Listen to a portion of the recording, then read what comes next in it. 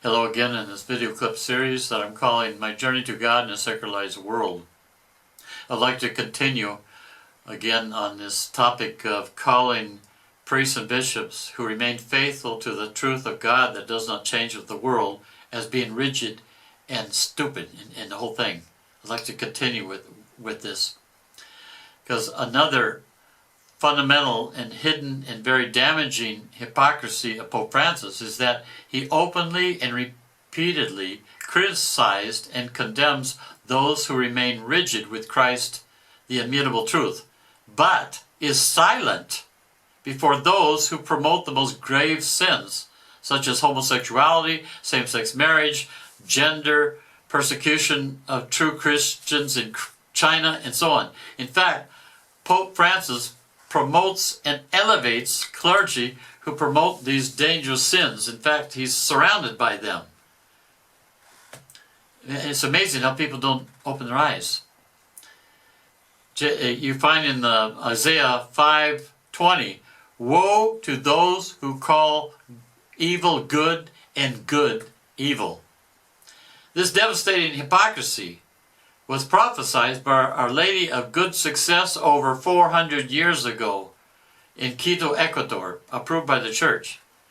Our Lady, from many other things, she said this 400 years ago. She said, "Thus I make it known to you that from the end of the 19th century and shortly after the middle of the 20th century, the passions will erupt and there will be a total corruption of morals.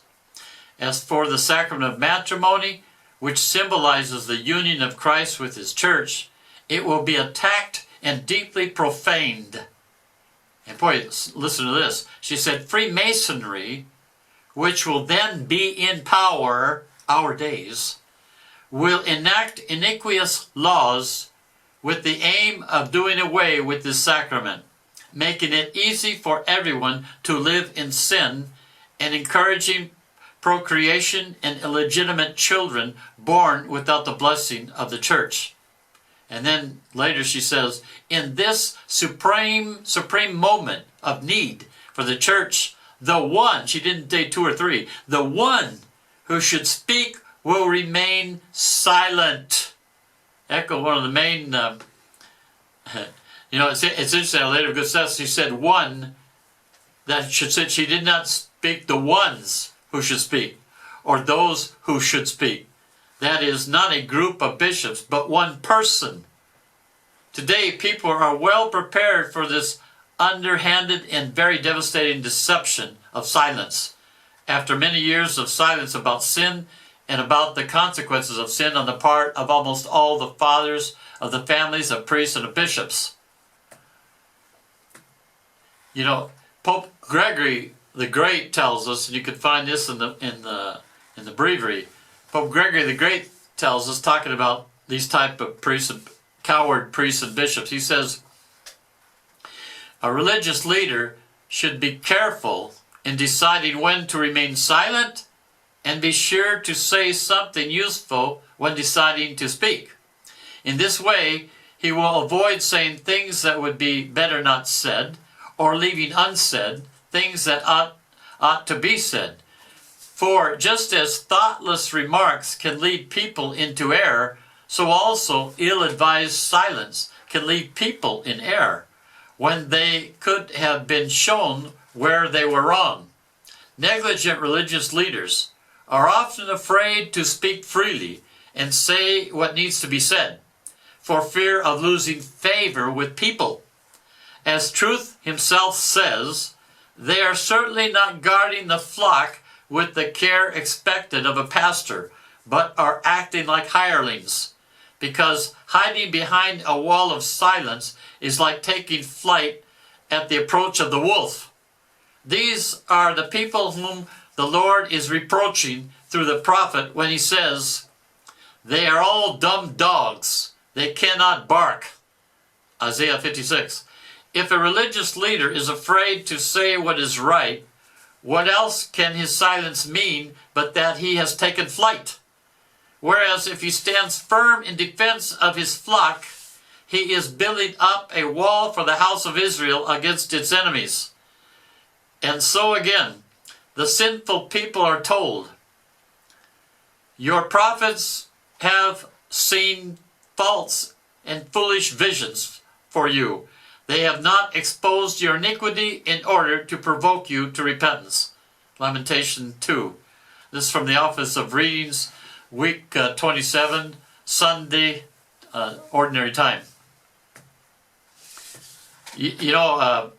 And then St. Augustine adds to this. In fact, if you want to read strongly on this, St. Augustine, go to week 24 and also 25 in the breviary of St. Augustine on the sermon of St. Augustine on the shepherds. I'll read just one little paragraph here, but it's very, very good, of St. Augustine. He says, what kind of men are they who, fearing to hurt those they speak to, not only do not prepare them for imminent temptations, but even promise the happiness of this world, which God did not promise to the world itself. That was, again, that's week 24. That particular quote was from Friday, week 24. Another fundamental and hidden and very damaging hypocrisy of Pope Francis is that Pope Francis speaks often about mercy, but not go and sin no more. Half-truths are worse than lies. Do we not say in the act of contrition, I firmly resolve with the help of the grace to sin no more and to avoid the near occasional sin, but sin according to God, explained by the church, not according to the world. Jesus said to us, beware of false prophets who come to you in sheep's clothing, but inwardly are ravenous wolves. You will know them by their fruits. Jesus did not say you will know them by their leaves, which would be their nice words. And unfortunately, most people follow nice words. Oh, how sweet, how nice. It's like a cup of wine, nice wine, and there's a drop of poison in it, and you're dead. Satan, like St. Paul says, Satan disguises himself as an angel of light. We're living in a world more full of falsehoods than ever before. Beautiful lies from the father of lies presented if they were the truth. Hidden, destructive deceptions, such as the devil, hell, and sin no longer exist. The great majority of pastors today are all dumb dogs. They cannot bark, and thus do not warn the sheep of the very sly wolf in sheep's clothing, along with his very numerous collaborators. These poor pastors, who seek to please men instead of God, offer misguided compassion and half-truths, which are worse than lies. It's interesting, misguided compassion, Mother Angelica said that many times, but after Mother Angelica had her left the scene, you don't hear that anymore in EWTN. Because Mother Angelica was interested in the salvation of souls, not more clients and more money. She was ready to lose anything to say the truth. She was a saint. And another thing also, to only speak about mercy without, as I say, go and sin no more. Our Lady continually asks us to pray for priests and bishops. In Amoris Laetitia and in the two preceding synods, there was no mention or concern of the great harm done to children of separated parents. No personal responsibility, but only the desires of the adults. This concern for the children in the perennial teachings of the Church has always been a great priority in marriage. We are living in the most deceptive period in the history of the world and the Church. I'll offer a few quotes from the Bible about this. Listen to this. This is from Matthew 24:24. For false Christs and false prophets will rise and show great signs and wonders, so as to lead astray, if possible, even the elect. And then in 2 Thessalonians 2:11, therefore God sends upon them a strong delusion to make them believe what is false, so that all may be condemned who did not believe the truth and had pleasure in unrighteousness. And then another from Daniel 12. I heard, but I did not understand. Then I said, O my Lord, what shall be the issue of these things? He said, go your way, Daniel, for the words are shut up and sealed until the time of the end. Many shall purify themselves and make themselves white and be refined, but the wicked shall do wickedly, And none of the wicked shall understand, but those who are wise shall understand. Exactly what's happening today.